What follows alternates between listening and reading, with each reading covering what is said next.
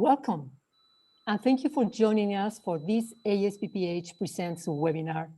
My name is Laura Magaña, President and CEO of ASPPH. I'm honored to have the opportunity to moderate this webinar, Communication Strategies to Build Confidence and Trust in COVID-19 Vaccines. What works, what doesn't, and what can be done. This webinar is presented by the Association of Schools and Programs of Public Health, the American Public Health Association, and the Beaumont Foundation. This session is being recorded and will be available on the ASPPH website shortly after the conclusion of today's webinar. Please note that attendees may receive continuing education credits for the Certified in Public Health credential. More details will be presented at the end of this webinar.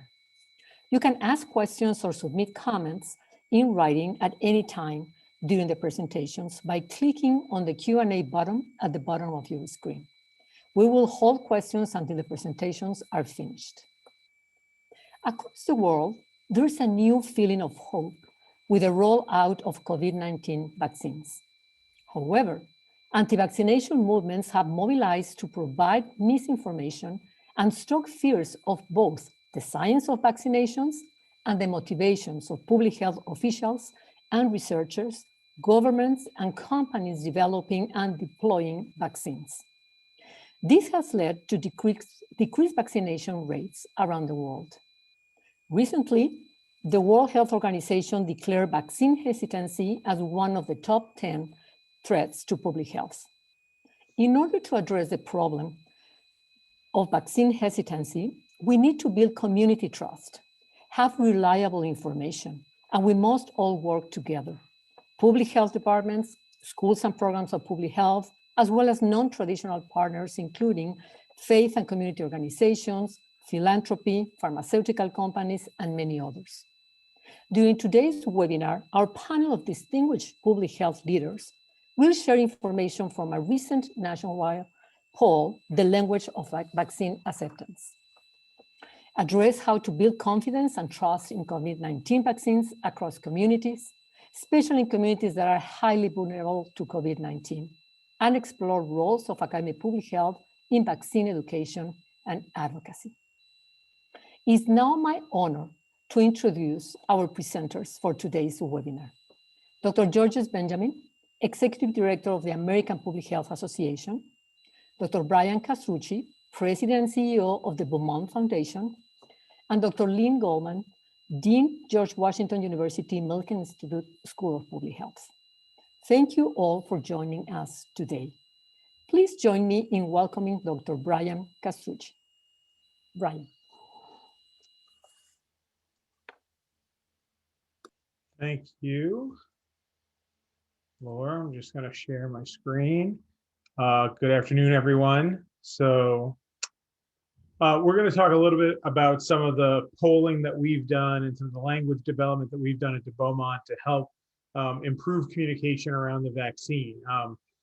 If you don't know about the Beaumont, this is kind of what we do. This is our mission. We advance policy, build partnerships, and strengthen public health to create communities where everyone can achieve their best possible health.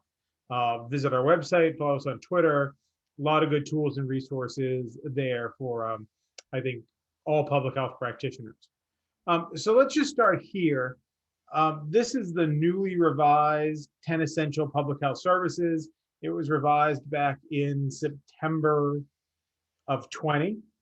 Right at the height of the pandemic. We still released what is an update from the original 10 essential services and what we're going to focus on today. Now, we could do a whole nother webinar on all the reasons, through the 10 essential services lens that we've had challenges with COVID-19.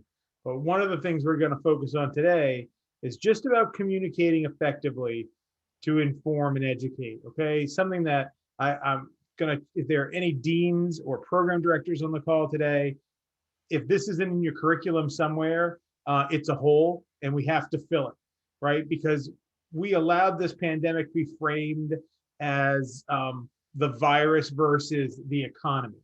We allowed folks to frame this as early lockdowns. And I don't know about you, but the only place I've heard about lockdowns are in prison. right? These could have been stay-at-home orders, stay-at-home protocols.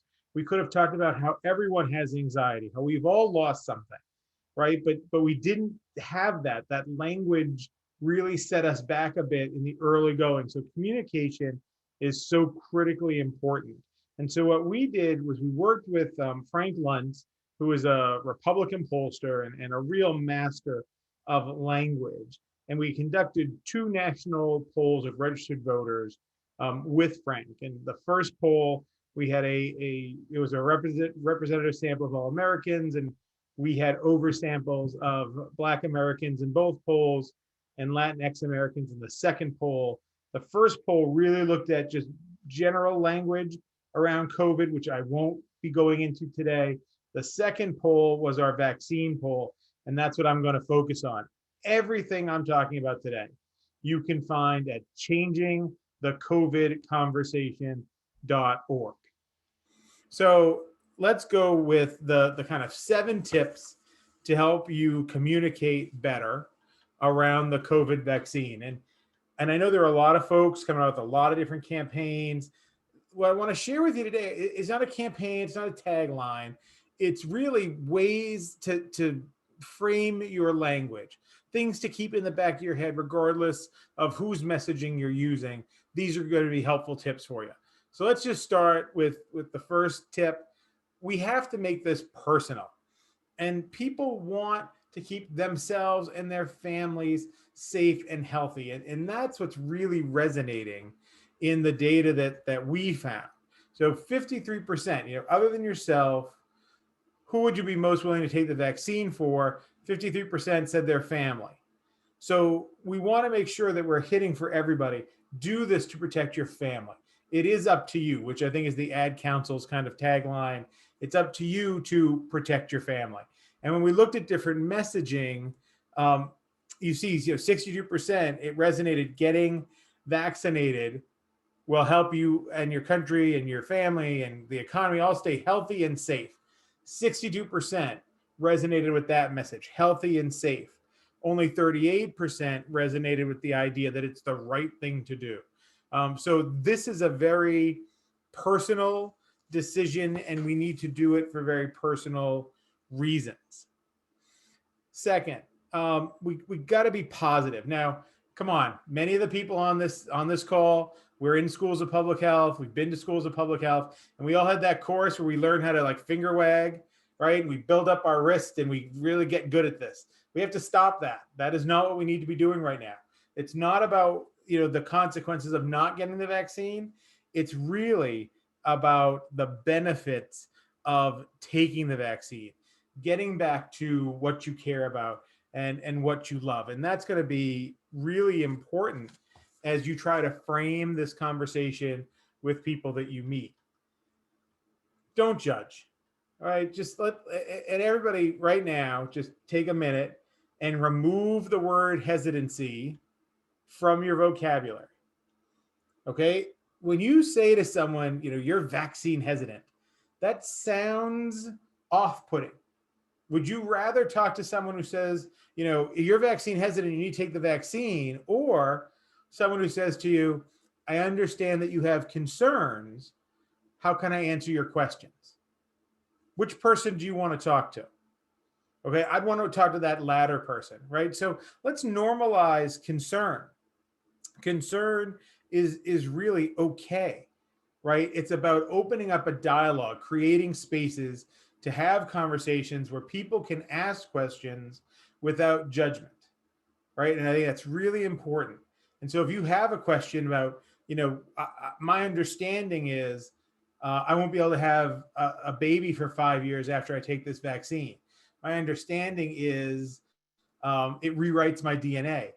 Those are questions that we need to be able to answer for people, and we need to bring the questions of the people to the expertise that we have, but create a space where they can have that conversation in a really positive way.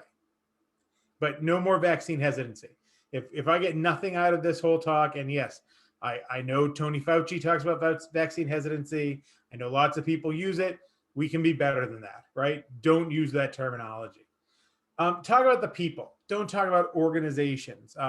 people really can trust the people, the American scientists, the work of medical experts, the people who helped bring us the vaccine, not the organizations, not government. And I think one of the most tragic things that I saw in all of this polling is, de Beaumont is 100% bought in on governmental public health.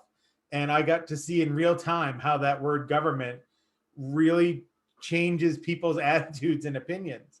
And so we want to stay away from institutions, from pharmacological corporations. We want to stay with the people who've worked hard to really make this vaccine available to us. We're going to have to tailor our messages and our messengers.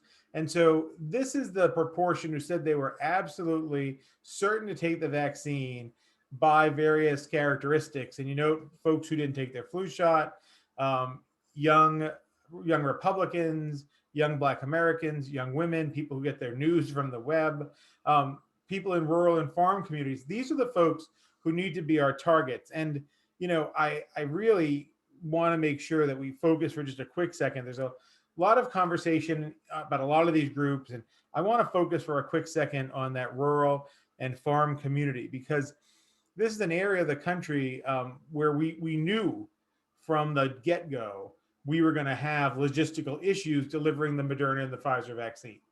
And now we're going to have to make sure that when we move the J&J vaccine, once it's approved, into rural areas, that there's not a perception that they're getting a second-class vaccine, a vaccine that's not as good as, right? And we have to be proactive in our messaging and engage people in rural America and make sure that they don't think that they have a second-rate vaccine. And so for all of these groups, while I know we all want to find that kind of magic bullet, like if I say these 4 words, everyone will take the vaccine. That doesn't exist, okay? It's a combination of good messaging and good messengers. And I think what we've seen in a lot of our polling and other polling is that the most critical people to engage are family and friends. This isn't going to be like polio and Elvis, where there's a celebrity who's going to take this vaccine and everyone's going to go, oh my God, I should take the vaccine. So we need to, you know, I challenge everybody on the call, you know, in your local communities, have you ever, you know, reached out and said, how do we train family and friends who are supportive of the vaccine to talk to their neighbors, you know, make those decisions around the dinner table, right? That's where this conversation is happening. And we need to have people ready to combat the misinformation. And, you know, schools of public health are great places, and they are, you know, they're pillars of their communities. And so they really can get out there and train people and create this kind of army of micro influencers to really get people to promote vaccine uptake. This is really the mathematical equation that I think about when we're talking about this. Now, these, you know, an equation like anything has to balance. And so those folks who kind of aren't really big on vaccines or masks, you really have to hit the second part of the equation to balance it off. Right? Now, listen, someone who says to me, I wear my mask every day, I sleep with my mask, I eat with my mask, and I'm going to take this vaccine, it's not as important to get to them about, you know, the things that they love and the economic recovery, because they're already there with us. This is for the people who are a little more concerned and somewhat even skeptical about taking the vaccine and even wearing masks as fervently as we have attempted to communicate. So this is that balance, and you need to hit on this, what people want to get back to. I want to go to a baseball game. I want to go see a college football game. I want to go to the high school dance. I want to do whatever it is. I want to celebrate, you know, for me, it would be like my 30th birthday. I hope I can celebrate that in the upcoming year. That's a joke.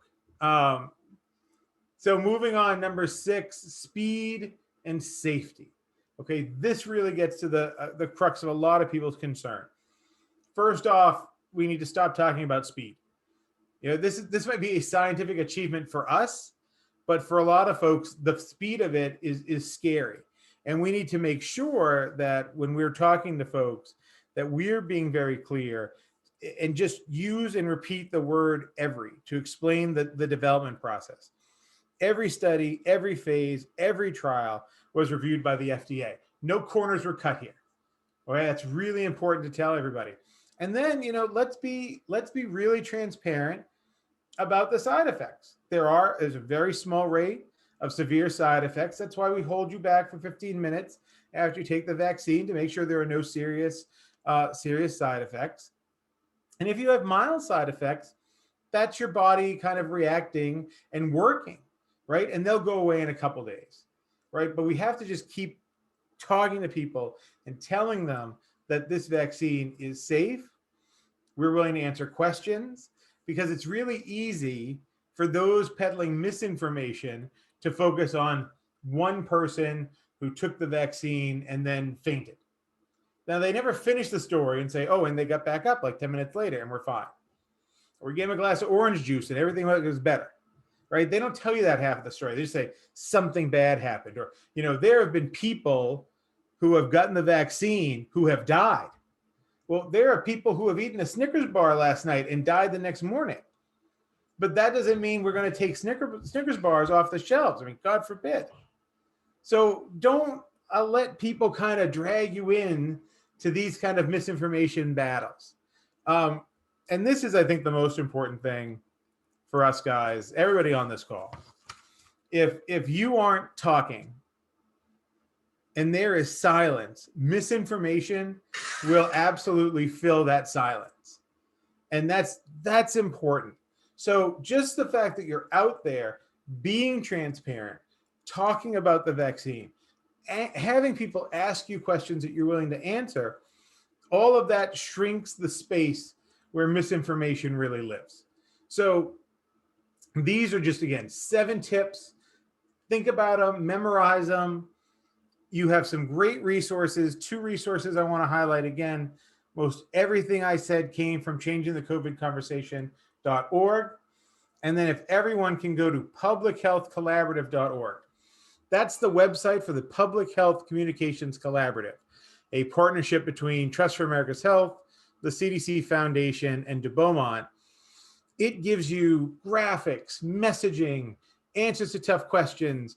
When this pandemic started, we were all messaging alone.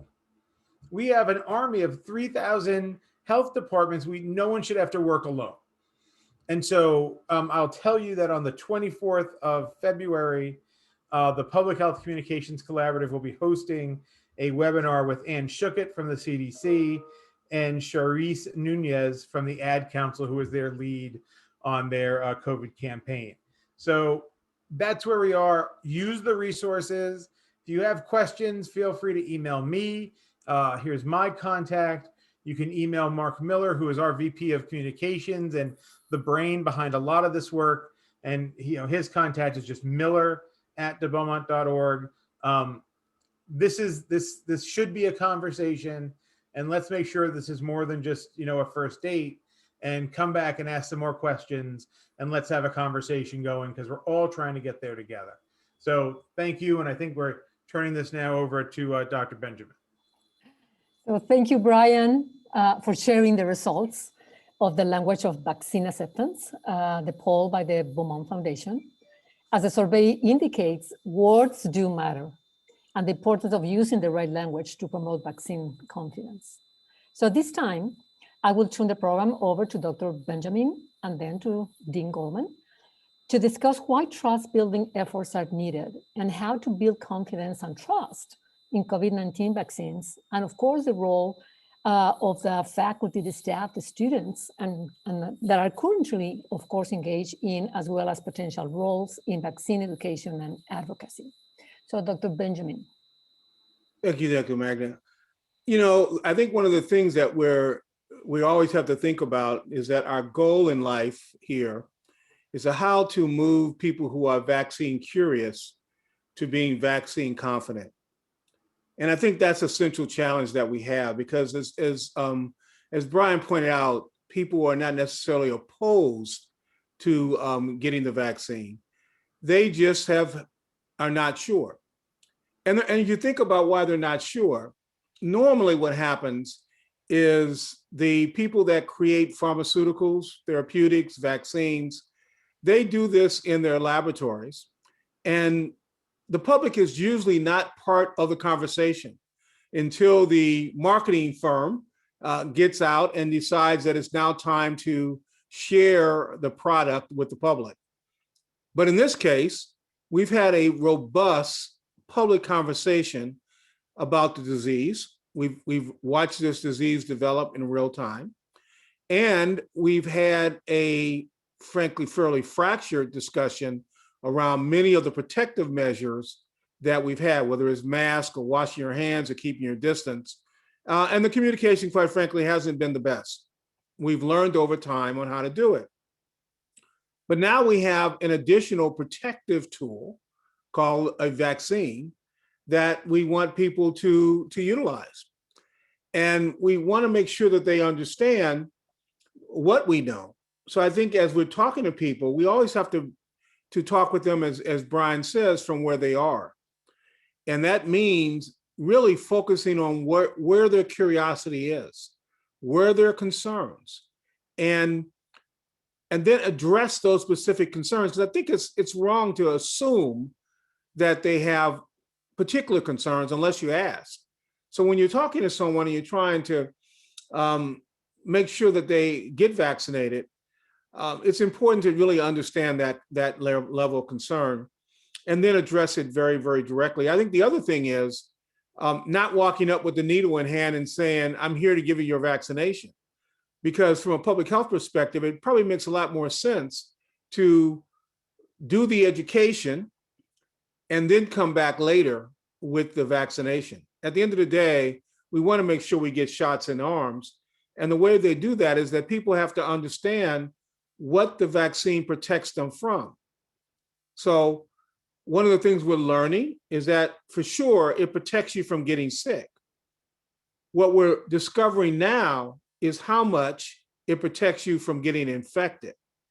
And I think we have to recognize that we really are having to give two messages around the efficacy and safety of the vaccine as we talk about what it does and what it doesn't do. I know for sure that we can communicate to people that no matter what it does protect you from getting sick and dying. All the vaccines that at least that are available under emergency use authorization right now, both the Moderna and Pfizer products, certainly do that. And while it's not been made as public yet, because the FDA is going to review this next week, the Johnson & Johnson product also appears to do exactly the same thing. Now, they very well may have different levels of protection, but that remains to be seen as we see the data. I think what's also that we have to maintain our credibility. So far too often, we want to speak with confidence, and confidence is absolutely important when you're delivering message. But we also have to tell people what we do know confidently. We also have to tell them the limits of what we know. And then we have to tell them what we don't know. And that science is a process.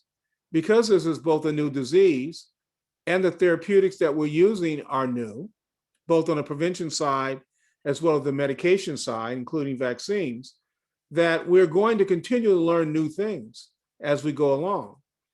And I think once you do that, you immunize yourself, pun intended, from people who want to use your words and undermine them because they have malicious ideas on what they want to undermine your credibility and therefore not encourage people to get vaccinated.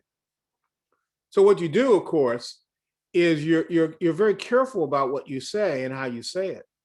And as Brian said, you talk positively about what you know, and then explain in a clear and effective manner what their expectations are when they get the vaccine, and don't minimize the side effects that we know occur, but rationally tell people what we do know about those side effects. I know obviously we have to deal a lot with the history, particularly in the African American and even the Latinx community, about the research things that were done to people that were wrong. But in many cases, as you know, people are responding not so much from those historical perspectives, even though they articulate them, they're responding to the way they were treated yesterday. And I think we have to recognize that the history is one thing, but the history that is most impactful is the reinforcement of what our system and others have done to them fairly recently. And so we have to recognize that there's not been an extinction over the history. And so we ought to make sure we don't devalue it as part of our explanation about what's going on. With that, I'll stop and turn it back over to Laura. And I think I'm going to take it from there, Georges. Right. And Thank you. so I'm here representing the Association of Schools and Programs of Public Health. And there are 130 of us that are across the country. We're in nearly every state and also in 6 countries. And we actually have quite a number of people who we can muster to help to communicate. Something like 65,000 students and 10,000 faculty, and of course, many, many, many alums who we talk to. And I believe that our presence across the entire nation is helpful. There are a couple of things that we do that I think are very important. One is certainly that we do research on actually behavioral and communication science and relationship to how we communicate about public health. And surveys like the one that you just presented, Brian, that's very helpful to see a cross-section of the American public, but we can get deeper down into that with specific communities and really start to understand how certain words mean different things to different people in different settings. And as Dr. Benjamin said, how their conditions in their lives also impact how they hear those words. And it's very important to understand that people do not come with a blank slate. They come with a lifetime of experience. The other thing that we do is that we partner a lot. We partner with local, state, and national public health agencies, with companies, with other not-for-profits other than universities. And so we're already out in communities working with others. And in that way, we can help to shape the work that others do and inform that. And I will say it's been a very long time since we taught anything comparable to finger wagging. I don't think that has been really in our playbook for communications for a long time. And that in fact, we've been very much teaching communications in the context of a two-way street where we're listening as well as talking. And which is to say that we do provide a lot of expertise in communicating, and our schools and our faculty and our students themselves do a lot of communicating. And you will often see my faculty, the faculty from other schools in the media, talking to the public. And I think what you're saying from the survey is certainly what we see from our research, which is that people do trust independent scientists and health and medical experts more than they trust the government. And the source for a lot of that expertise is indeed the faculty from our schools. And so I think, one piece of effective communication that I'd want to add to your list of 7 is the piece that has to do with honesty and also being willing to listen as well as to speak. That it's very important to hear how other people are perceiving these issues like vaccination. And some of the things that we hear certainly, one is that people have a very long memory, and that we have to be honest that the vaccines that were available decades ago are nowhere near as safe as the vaccines we have today. The smallpox vaccine that I received as a child, I still have the little scar in my arm, would never be allowed today. And the rate of adverse effects, the fact that it actually sometimes could be spread, it would never be allowed today. And so we have become so much more sophisticated in how we develop vaccines, but we haven't been clear, I don't think, about how that impacts risk, because we haven't wanted to talk about the fact that the vaccines actually used to be riskier. I think we have to be honest about that. The other thing I would say is that we haven't really been good at acknowledging some of the issues that Dr. Benjamin raised, which is the fact that many communities have not trusted science and scientists because of their experiences, not only in the past, but also day to day with how they are treated, whether it is in healthcare, whether it is in other settings. And we have to be honest about that. We have to be honest that there hasn't been perfect communication and equal attention to people from all communities. I would also say then that also means that that surveys such as this one that's a national survey representative of the whole country will not provide us with the information we need to address the needs of individual communities, and in fact some of the communities that are at highest risk. And I think that's another place where our schools can come into place, because we have historically done a lot of community-based participatory research in communities. We can build on that. In fact, most of our schools are building on that to be able to learn from communities about their experiences and do, I think, a much better job at working with those around not only the messages that work as well, but also even understanding why it might be that some people don't want to be the first in line. It doesn't mean they're not going to get in line, but they may want to see how things go for a while before they're the ones who step forward. And I think we have to respect that. So thank you. Thank you so much, Brian, for bringing these data forward. I think that your 7 tips are really great. And I look forward to seeing this get disseminated through all of our faculty and students and our alumni communities across the country. It's a very important effort that we're all engaged with here together. Thank you. Thank you. Thank you for these informative presentations and of course your thoughtful remarks. We have a lot of questions in the chat box, so let's start engaging with the audience, and thank you so much, all of you that are sending all these questions. So I'm going to start reading some of them, so please just jump in. Some of them are very directed to one of you, but mostly are just open questions. So the very first one is, how to keep politics out of vaccine communications? Anyone who wants to answer. I mean, I think politics can addle almost any communications, but I think in particular, there have been political campaigns around vaccines that I think we have to acknowledge have had an impact. It is very real that people have organized campaigns around people being able to refuse vaccination, around belief that vaccinations cause disease that they don't cause. At the same time, I think that on our end, the public health side, we can't then label everybody who's concerned or wants to have more information. We can't label all those people as being anti-vaxxers. That is wrong. And so anti-vax as a political position exists and is very real. And everybody with a concern about a vaccine is not an anti-vaxxer. Most of them are people with questions. And I think Brian put it very well, that those questions are important questions. You know, what does the RNA do when it gets in your body? That's a really important question. And I think that we should be willing to talk that through with people rather than immediately, you know, labeling them or pointing a finger.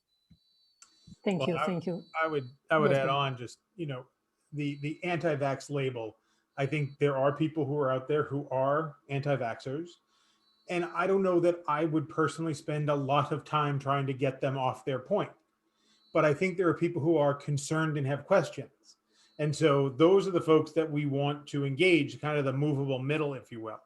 And I remember when we first did the first poll with Frank, and we talked to different political groups and county commissioners and mayors. And his message was, this is the time for public health to stand up and have the podium, that politicians need to step back.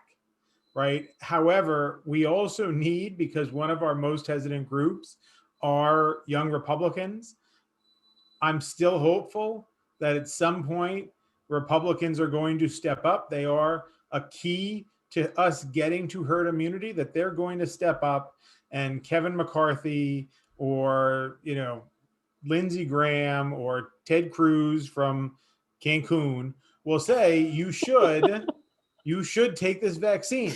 It's how we're going to get the economy going again. It's how we're going to keep our nation safe.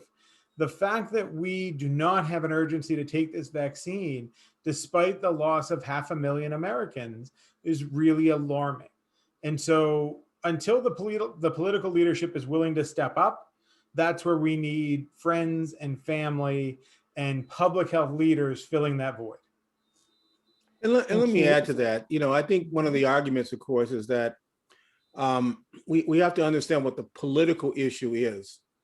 The political issue actually isn't pro-vaccine or against vaccines. The actual political issue is the role of government in making you get the shot. And I think if we focus and understand that that is the fundamental issue about the role of government, that's where the politicians in this debate get in the middle of it. And so we have to, at the end of the day, we have to figure out how we encourage people to get vaccinated and realize that what we're really dealing with is around the role of government to some degree. Now, people that are concerned about the science and need to have it explained to them, et cetera, is very important. But when we're talking about the politics of this, you know, how do you get a politician to support vaccination? First of all, you have to deal with their own issues about being vaccine curious and move those politicians to be vaccine confident. But then you have to take the next burden, and that is, what is their role as an elected leader in telling their community you will get this shot or not get this shot? And of course, sometimes many of us have require it because our public health principles tell us that it protects the public. And we do require childhood vaccines. And we are having a debate about whether or not children must be vaccinated or not. And we're going to, and we have that with every vaccine. That's not a new debate. But I do think we have to understand what the political overlay on that is, because that creates a different dynamic. And so far too often people want to make it about the science and not about the actual politics of what we're telling people to do and how we're telling them to do it.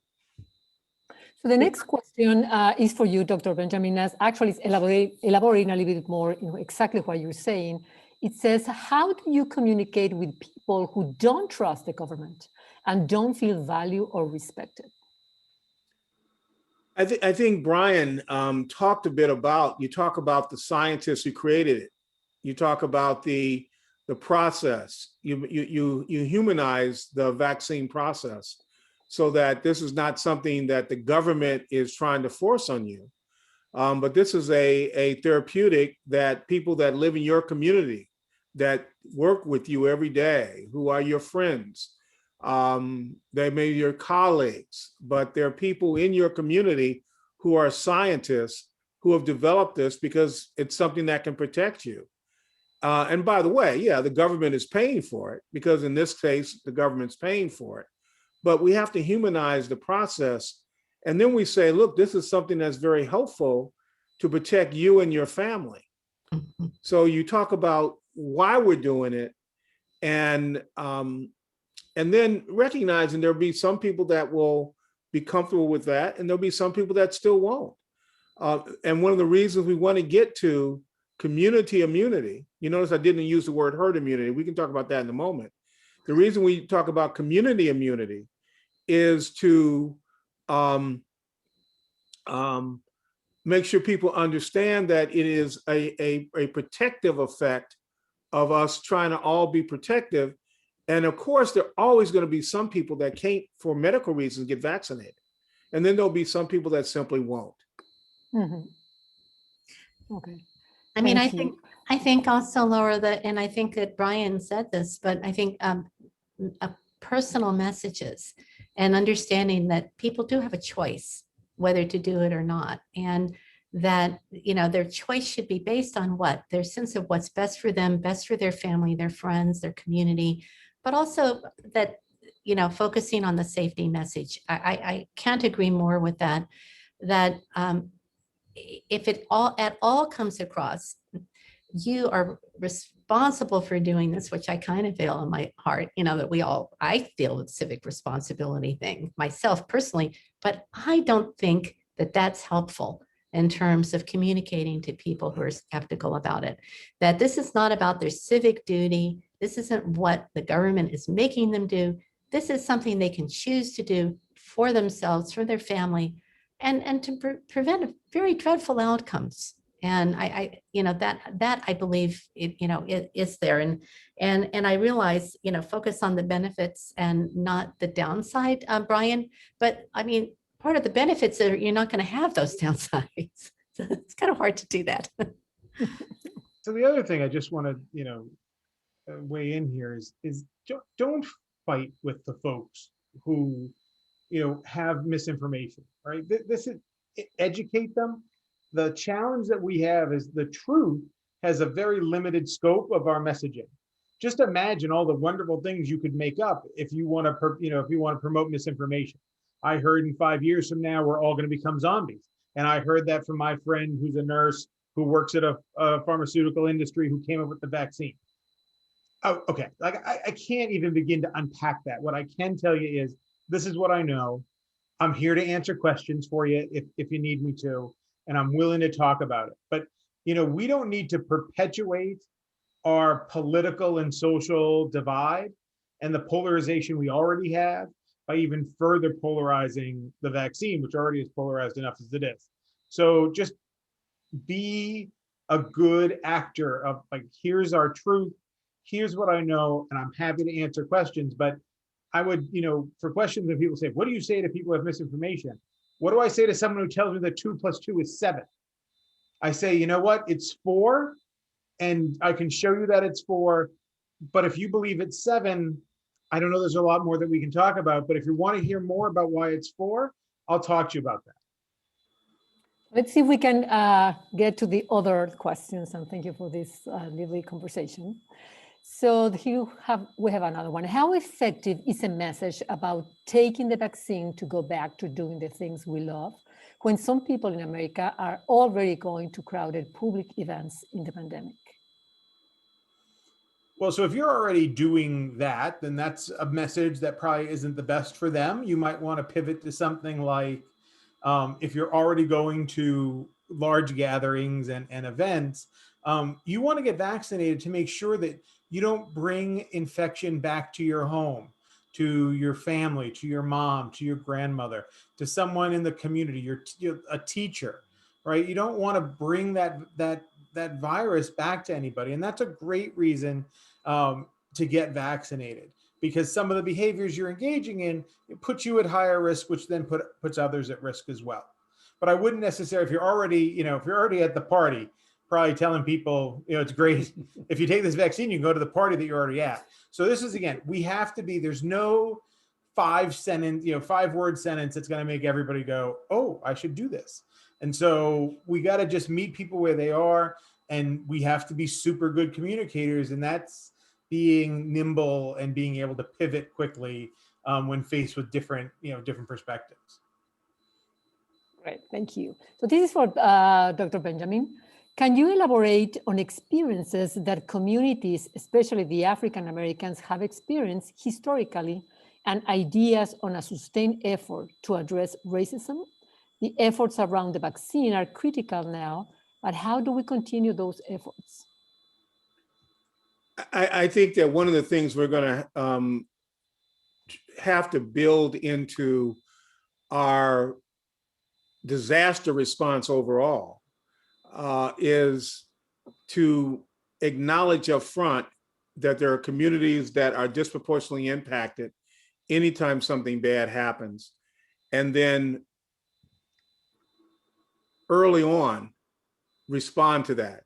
So we knew that COVID when we discovered COVID was disproportionately impacting communities of color, we should have immediately pivoted to getting testing sites in those communities.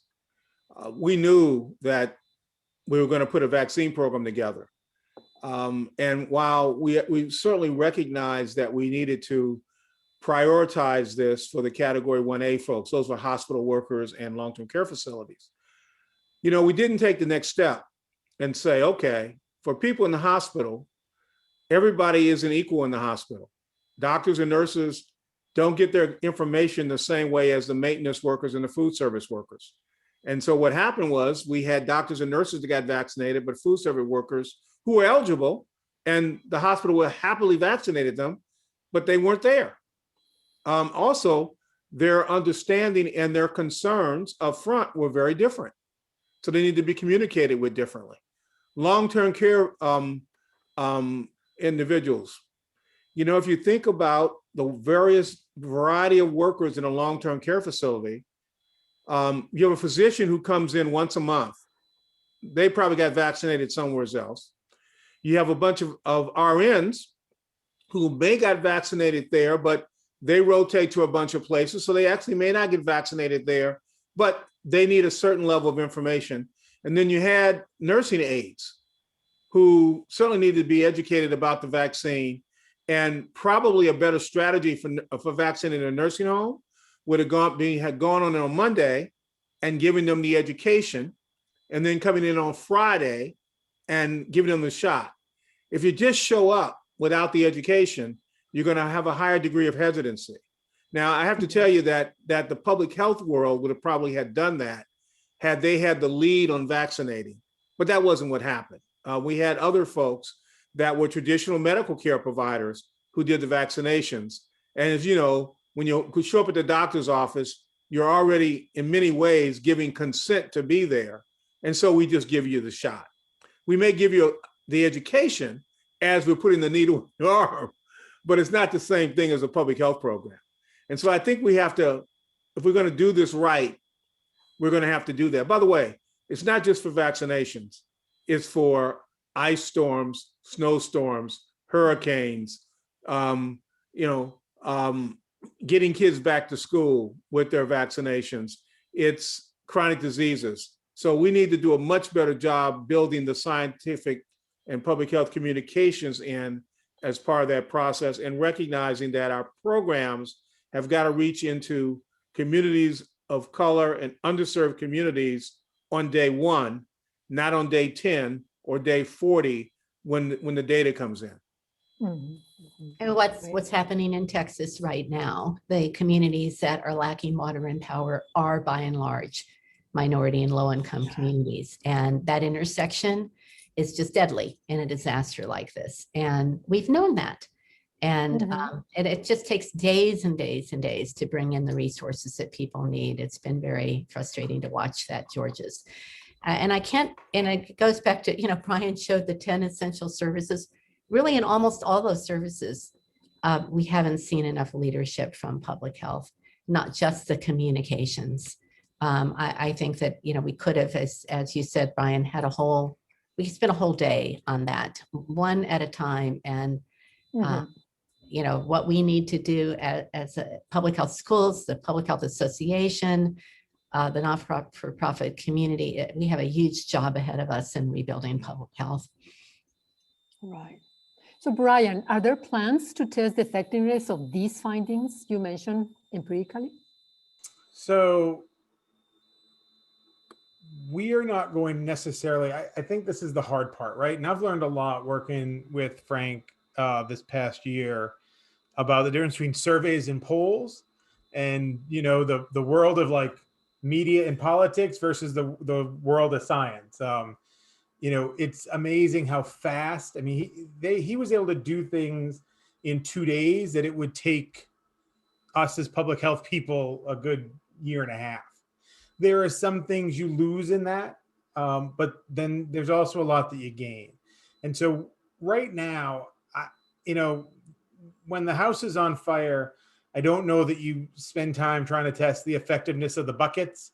You just start throwing the water and hope that it has an effect. Now, we have anecdotal evidence that people have shared with us that how they've used the messaging and how it has been effective, but we won't do any, formal kind of message effectiveness testing. We went to people, we got some language that worked. We found things where there were big differences, and that's what we're trying to mobilize into a set of tips and a campaign that will help people right now. And I think that's the challenge, is anything we really think about doing, we have to think about doing today, because hopefully by the end of 21, this isn't an issue anymore. So I think that would be my response there. Thank you. Well, let me add to that, though. That's true, but hopefully we're going to build this knowledge base for the future. Yeah. So I'm hoping that we can use the survey data that Frank Luntz gave us and use it effectively. And then hopefully those of you who are out there in the research world will apply for some grants to test those theories. And hopefully you will, and then you'll put that in the literature and we'll scale it up. And then hopefully we'll use it the next time something happens. By the way, we have not had a year without a public health emergency. Let me correct that, a new public health emergency. And 2021, we've already had it. It's called the state of Texas. But I think that's a really good point, right? And this is the problem, right? We waited until the house was on fire before we started to think about, oh, how should we say this? And I mean, the fact that we are having a conversation about hesitancy in the Black community based on a history of discrimination and racism, did we all just learn about that history recently? I mean, that's been there. We should have been addressing that before the pandemic. We should have been, I mean, there were places where the health commissioner met with the superintendent of schools for the first time to say, hey, how you doing? I'm shutting down your schools. That's a bad first date, right? The first time you met with your business community was to shut them down. This is a bad first date. We have to build resilience, and you build resilience when the house is not on fire. That's when you put up smoke alarms. That's when you buy fire extinguishers. Doing that while the house burns is not necessarily the best strategy. And so I just want to echo, I think what George just said there was brilliant. It's what we have to do in the time between the emergencies, and that time is shrinking more and more these days. I often have commented to friends, we're leading organizations in a pandemic, during a racial uprising, with a coup, and now a winter storm in Texas where people are freezing. It's happening at all times for us in public health. And we need to have the infrastructure that we can mobilize effectively when these emergencies arise. And, I guess the question is, how frequently does something have to happen before it's no longer an emergency and it's just the normal? And So that's Brian, where we need to be effective. So Brian, we in public health, when there is an emergency or anything urgent that happens, we respond. No matter how tattered or small or shrunken we are, we respond, we do our best. But we have a hell of a time persuading policymakers to support the much longer term effort of building up the infrastructure that we need to have, if you may, doing preparedness, really putting in place the preparation so that it isn't the first time when you're in the middle of the emergency that you're having that discussion, but how you have the discussion if there's nobody to go out and do that discussion, because everybody you have is responding to the crisis du jour. Because as Dr. Benjamin said, these come one after another, and we need to have enough resources and enough people to be able to do that preparedness work, to lay the groundwork. And I hope this is going to happen. I think this has been such a protracted disaster that it may be harder to forget than some of the other disasters have been, because there has been a remarkable ability to say, okay, we just had that Ebola thing, we had that Zika thing, we had that H1N1 thing, now we're moving on, right? And hopefully we're gonna, from this one, be unable to just move on and really get serious about preparedness and strengthening the public health systems. So I'm less optimistic than you are, Lynn. And I think what we need are other sectors coming to the aid of public health. And so some resources, I encourage everyone to check out phrases.org, which is a communications toolkit that we developed with Frameworks Institute and Aspen Institute to help people talk to other sectors about public health. And just yesterday, the Health Action Alliance launched, and it is a group of businesses trying to mobilize first to help with vaccine uptake, but then hopefully pivoting to the recognition. The one of the many things that COVID has taught us is that our future safety, security, and economic prosperity is dependent on a robust public health system. But we can't be the ones saying that in public health. Someone else has to carry that water for us. And I think it's important that the business community, having seen the US economy come to a screeching halt, that was done by a virus, not by a foreign nation. And so we need to really look at the $700 billion a year that we spend in defense and maybe think through where that is best spent for the safety of our country. There's so much interest in this topic that I wish we could have been here like for the next 2 or 3 hours. Let me just pick the very last question, but just in 30 seconds, if one of you can answer, and that is about the social media. So what role do you see social media playing in these conversations? So a very quick answer to that one. Oh, it's enormous, right? It's enormous. And we have to figure out how we proactively engage with positive messages that define the issue before, and then give the people with disinformation no quarter. So for example, if you want to talk about what the vaccine does, we need to split it into 2 pieces. The vaccine can prevent you from being affected, and it can prevent you from getting sick. We know that it prevents you from getting sick. We're just discovering whether or not it prevents you from getting infected. And you have to talk about both of those sides of the vaccine, because if you don't, what happens is when someone has an allergic reaction, they say that one thing about the vaccine, if they get infected, they have a different perspective. Oh, the vaccine doesn't work. And I think the other thing we have to do is put it in perspective in terms of pointing out, we know what the vaccine does, but we know specifically it will keep you from dying. And it's much more, you're better off getting the vaccine than getting the disease. And we had to put it in those kinds of comparisons. And I just need to put a plug in for Joe Smizer at Public Good Projects. Joe has been working to mobilize micro-influencers through social media to help with the vaccine uptake. So he's worth a Google, and anyone who didn't get a question answered, feel free to hit me or DeBeaumont up on Twitter, and we'll keep the conversation going there. Exactly. Well, please join me in really thanking all of the 3 panelists. Great presentation and really very deep conversations. And of course, all of you members of the audience for your attention and your thoughtful questions. So a few last things. We encourage you to share the archive link of today's program with your peers who may not have been able to join us today. We have CPH recertification credits for the session. Also, we ask that attendees please take a minute to complete a webinar evaluation. Your feedback is critical in helping us strengthen our programs. Soon we'll direct you to a survey link to your internet browser. Also, we hope you will join us for our upcoming webinars. You have it right here on the screen.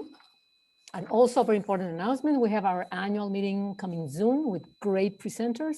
So please, registration is now open for the 2021 ASPPH annual meeting. Please visit our website for more details and register.